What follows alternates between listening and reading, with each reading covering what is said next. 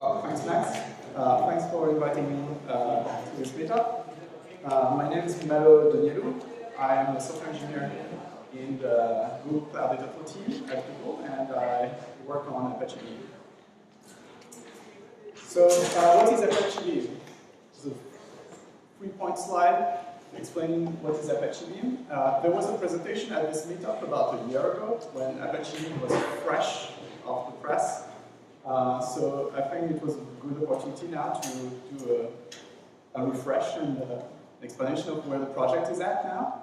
So what is Apache Beam? Apache Beam is an API for open source, is an open source API for data processing at scale. And its main advantages or main things that distinguish it from other systems is that it expresses both batch and streaming processing using the same unified API. So you don't have to maintain two completely separate data pipeline systems to do your batch processing and to do your streaming processing. You can write your algorithms just once.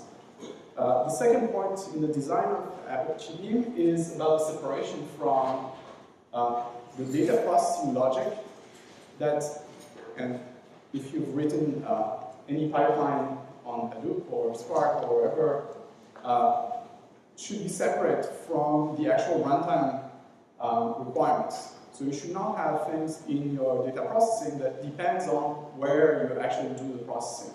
Those two aspects should be separate. And the third thing is about the portability. So Apache Beam is an API. It does not impose you a runtime execution environment. So you can write your program once and then run it everywhere. So this is the Java tagline for big data system, if you will. So this is about a bit of my what I'm going to talk about in 5 points. So, and it goes through reasons of why it's now a good time to start using Apache Beam. So the first thing is about the unified model. So you write once, and if you get, you can run it as batch or streaming pipeline. It's extensible, so you're not. You can reuse code. You can build transform libraries, and go build new connectors, build DSLs on top of it. It's very flexible. It's portable, so you don't have to.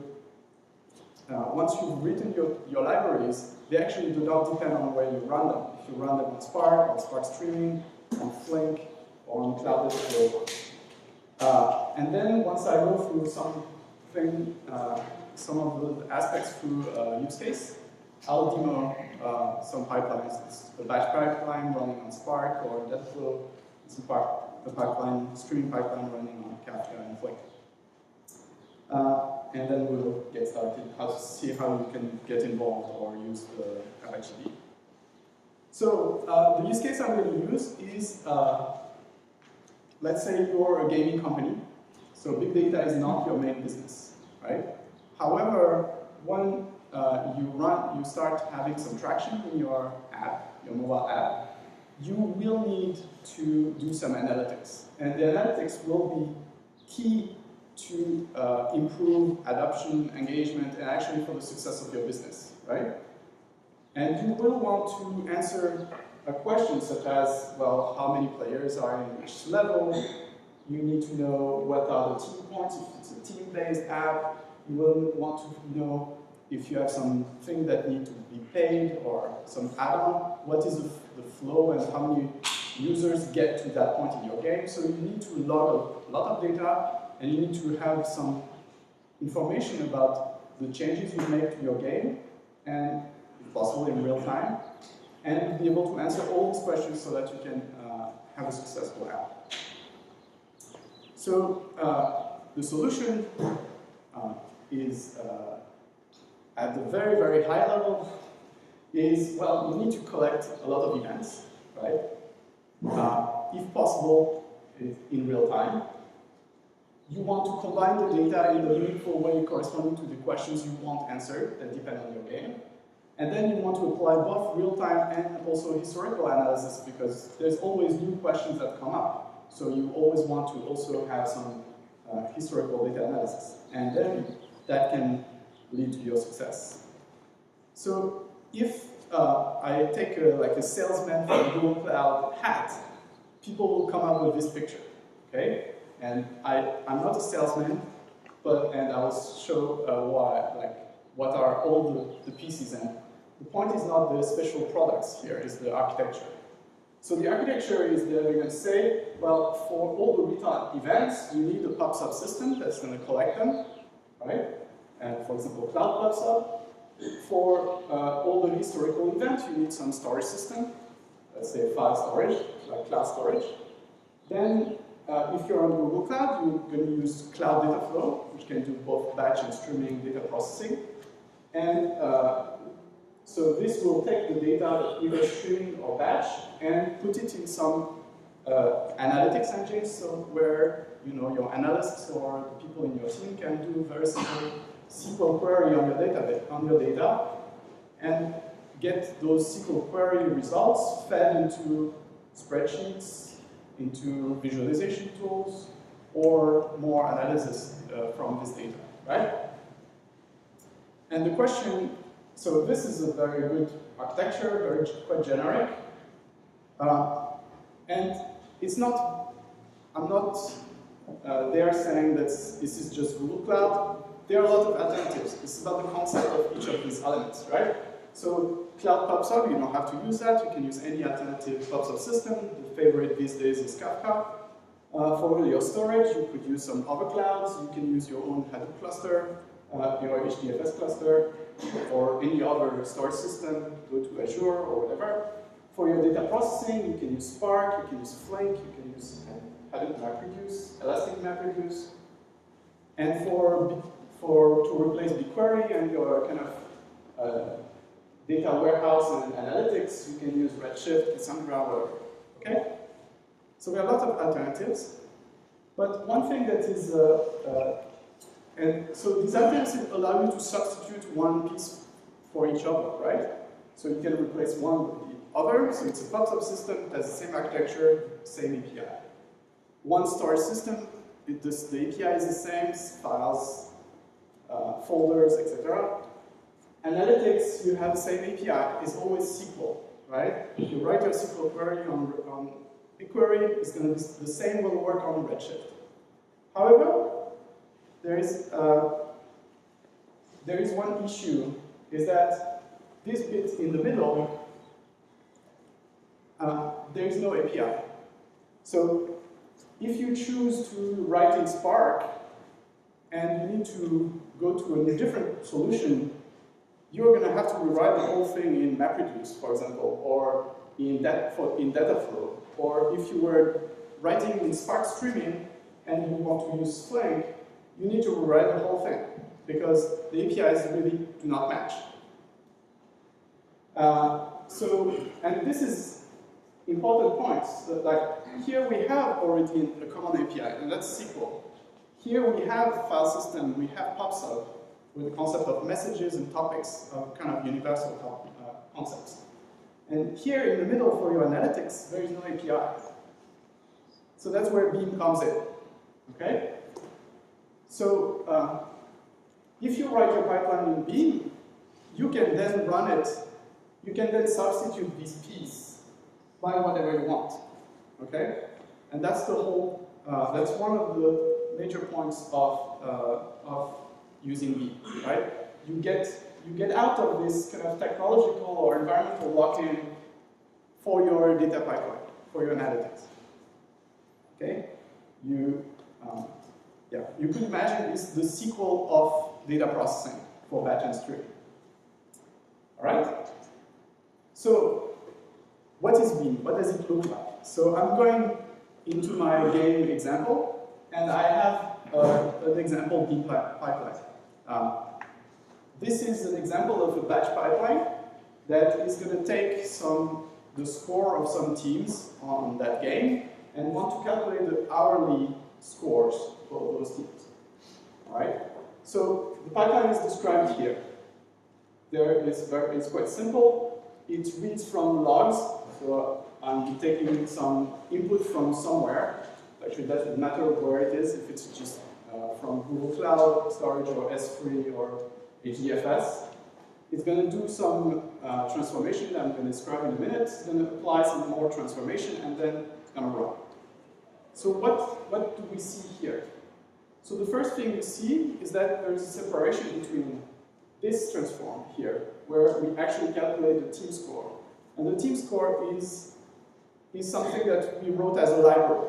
Okay? So this is the main thing that we want to do. That's the what is being computed.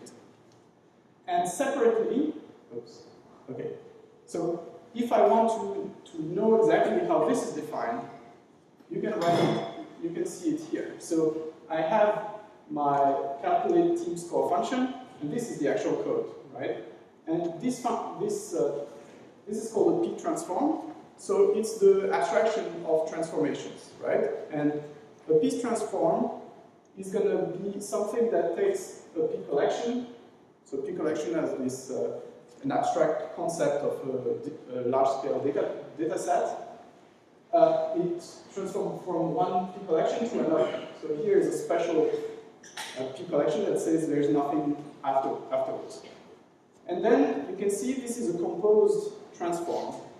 It's a composed transform that's going to take a P collection of strings, which are the lines of the files we've read, and then apply a lot of separate transforms. And among them, you can see that we parse the event, we do a transform that is applying the key score part for each team, we do a sum, toString, etc. And then we write to a file.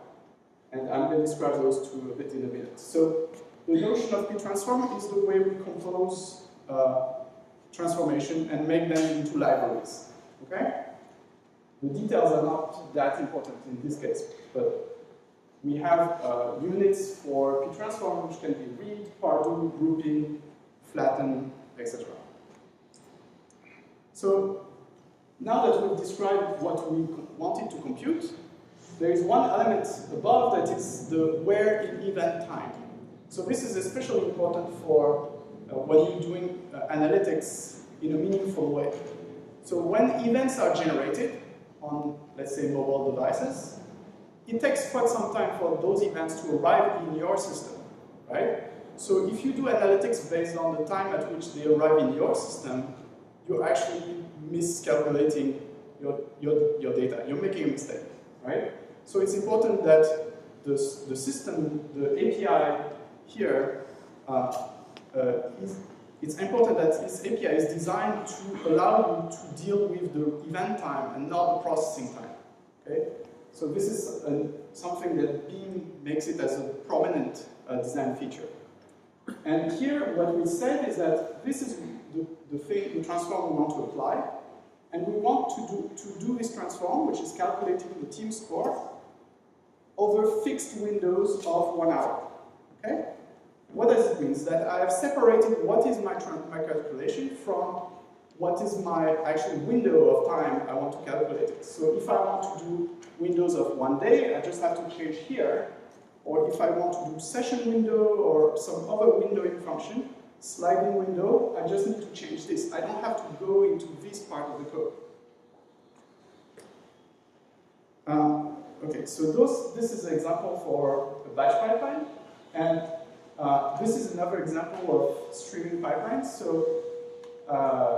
here, this is a leaderboard streaming example. So I have my game, teams have points, so I can create a streaming pipeline that is just going to give me who are the current leaders of the game, right? And what you notice is that my function here, my transform that was calculate team score, is the same. So I haven't had to rewrite it to do a streaming pipeline. It's still exactly the same. It's just the concept of getting aggregates for teams is a concept that should be the same whether it's batch or stream. But what I've changed here is that I've changed my windowing and I've changed my source. Okay? So my window now is going to be fixed windows. However, fixed windows, the problem is that data can be late, okay? So what happens if you get your fixed windows of 5 minutes, for example, but there's some event that was generated within that window, but that arrived in your system much later. So Beam has a very comprehensive triggering language that allows you to actually say what you want to say for what to do with that data. So you could drop it, you could integrate it, so meaning that each window will generate actually several values. So you're going to get an early value, and that might be incomplete. You might get one that is where the system thinks it's done with that window, and you might have corrective values, so that your dashboard, let's say, will show who's the winner for each window, and it's going to update those results as it gets more data. Okay? So this is an example, and those two examples are the ones that I'm going to show running just now. Okay?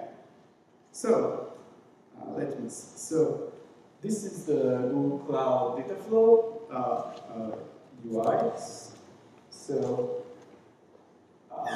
So I run just earlier the batch pipeline here. So this is the hourly team score pipeline. So as you can see, there are these like read the logs, set the timestamp, fixed window, sum, and the sum team score, which correspond exactly to those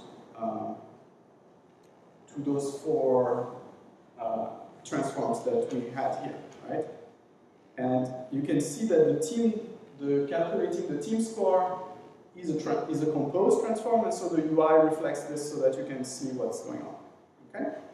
So this is the batch pipeline running on Cloud Dataflow, and I run it over the weekend on my Spark cluster. Okay, and you can see, okay, we get a DAG. So this is the Spark execution of the same pipeline. So if I click on one, so you can see what was actually done. So you can see that here is this, oops, sorry. I didn't want the executor, I wanted just the DAG. Yes. So those transforms are the same in the Spark execution plan, okay? And the second example I had was this leaderboard. And this is a streaming pipeline. So this one, you see that it succeeded. But the leaderboard is actually still running. So it's my colleague that started running 3 days ago because she was giving the talk 3 days ago, so it's still running. So I'm just going on this. And so the source is different. Now we are reading from a Kafka cluster. We are reading about 1,000 elements a second. And we push it through this fixed window, and then we have the team score, which is exactly the same transform that we showed earlier, right? And it's writing to text, so it's writing a file per window, right? So you have all the metrics here if you're interested, and we actually just have one worker working on this because 1,000 events a second is not much. And here in my Yarn cluster, I have a Flink cluster that is running the same application. Maybe. Okay. Yes. Yes. Oh, actually, it was. Oh, this one failed. Okay, I think we interrupted it today. So, okay, this is unreadable, sorry. Oh. Okay, so you see this is a Flink UI, so Spark here shows it vertically, Flink shows it horizontally, but it's still the same.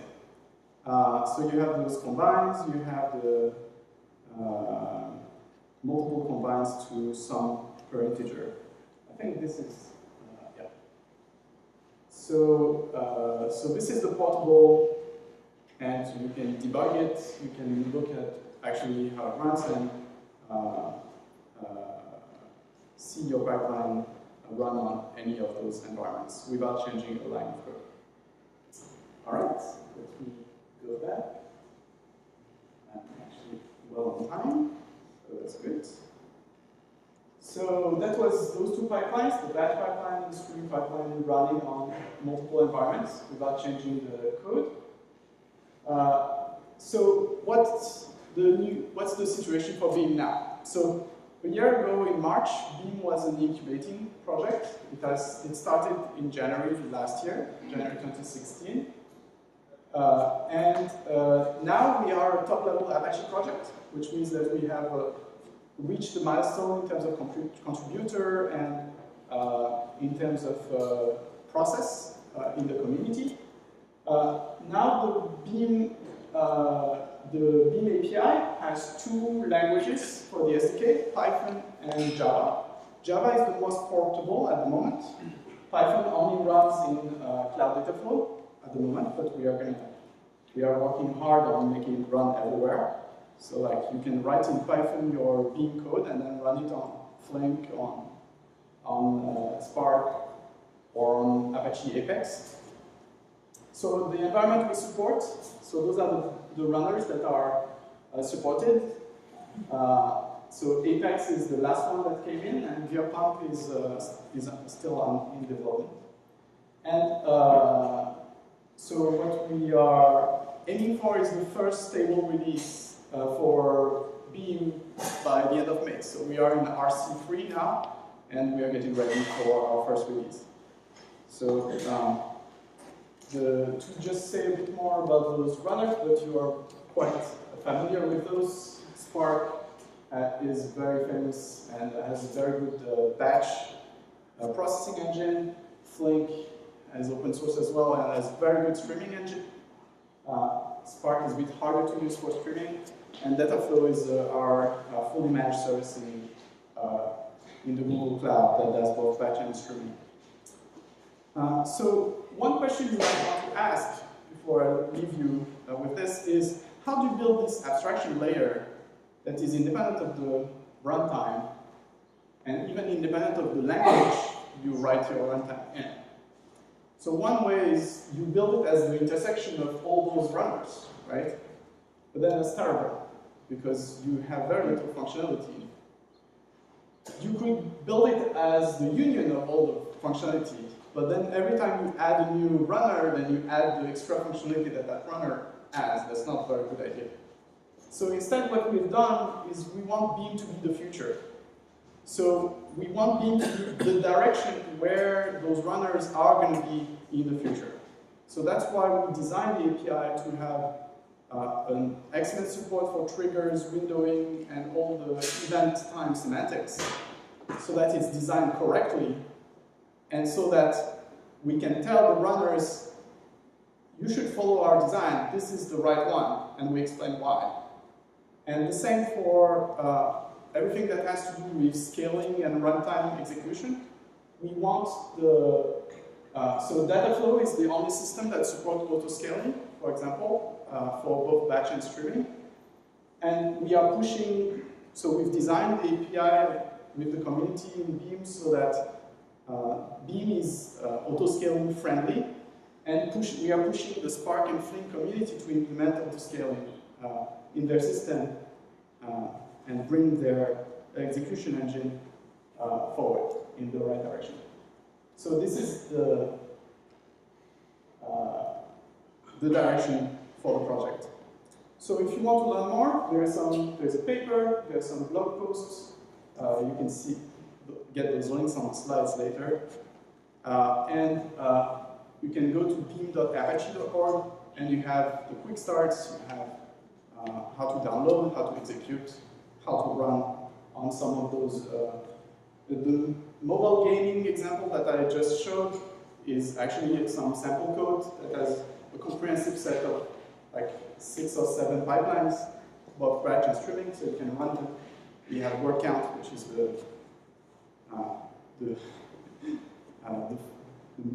always the initial thing that people run in those big data systems. And that's about it. Thank you.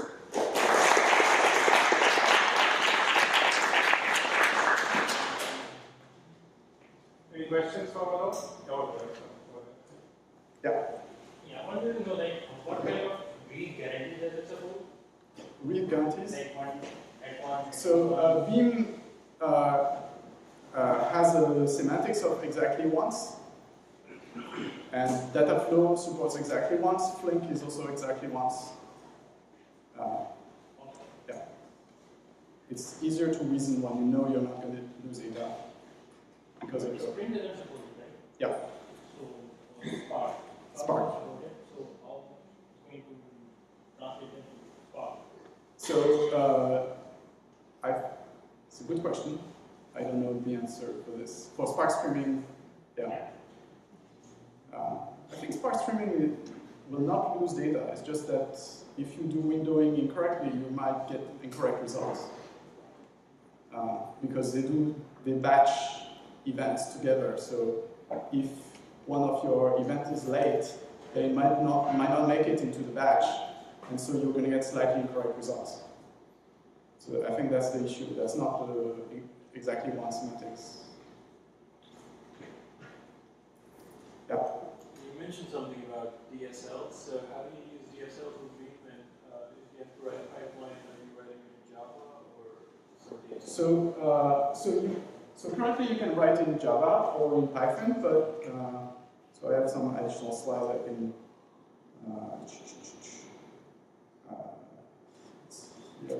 Yes.